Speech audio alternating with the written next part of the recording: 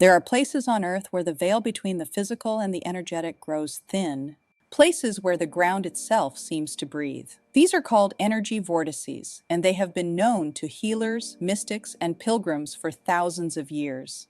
In my novel, one woman is about to discover 7 of them, and in doing so, discover herself. An energy vortex is a point where the Earth's electromagnetic and subtle energy fields concentrate and spiral, either upward, drawing energy skyward, or downward, pulling cosmic energy into the Earth.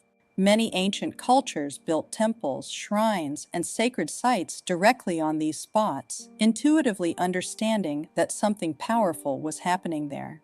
Sedona in Arizona is perhaps the most famous vortex region in the modern world, but Iran, one of the oldest civilized lands on Earth, holds vortices that predate nearly every spiritual tradition we know.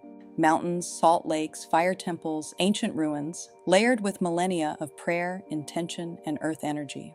When a human body, with its own energetic system, its chakras, enters one of these vortex fields, something can happen. A resonance, a synchronization, like tuning forks aligning. In my novel, we follow Tuba, a woman carrying wounds she has never named, questions she has never dared ask, and a longing she can't quite explain. Her journey takes her to 7 sacred sites across Iran, each one a vortex, each one aligned with one of her 7 chakras. This isn't a comfortable journey. Each vortex doesn't just fill her with light, it reveals what has been blocking the flow, the unresolved emotions, the buried stories, the shadow. At each site, Tuba must do something most of us spend our whole lives avoiding. She must stop running from herself. Let's talk about the 7 chakras and the shadow each one carries when it falls out of balance.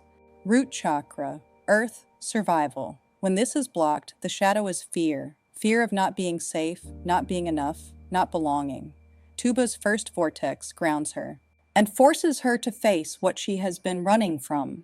Sacral chakra, water, creativity, desire. The shadow here is shame. Shame of wanting, shame of feeling, shame of the body. The second vortex stirs what Tuba has kept frozen. Solar plexus chakra, fire, power, will. The shadow is powerlessness, the belief that you have no control, no voice, no right to take up space. The third vortex ignites what she surrendered long ago. Heart chakra, air, love, connection.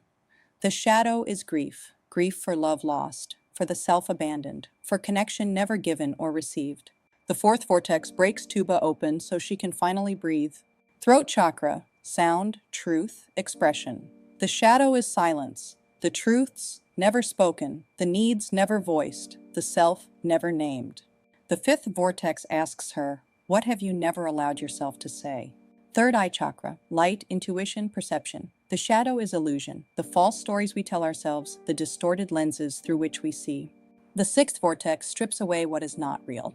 Crown chakra, consciousness, spirit, unity. The shadow is disconnection, the feeling of being separate from everything, from meaning, from source. The seventh vortex is where Tuba finally arrives home to herself. Shadow work is the practice of turning toward what we've hidden, not to be consumed by it, but to integrate it. Carl Jung called the shadow the parts of ourselves we've disowned. And every spiritual tradition teaches the same thing. You cannot heal what you refuse to see.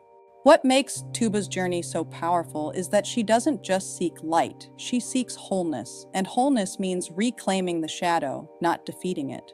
The earth vortices don't judge her. They simply amplify what is already within her, both the wound and the wisdom. The soil holds her. The spiral of energy asks, are you ready to be whole? This is what I wanted to explore in this novel.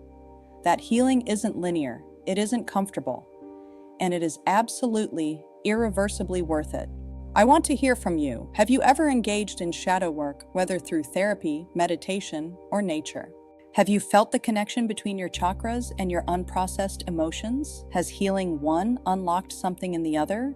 Leave a comment below. Share your experience, your story, your questions. This conversation matters because we are not meant to walk this path alone. If this resonated with you, please share this video with someone who is on their own healing journey. Follow along for more from the novel. The earth is holding you. You are allowed to heal.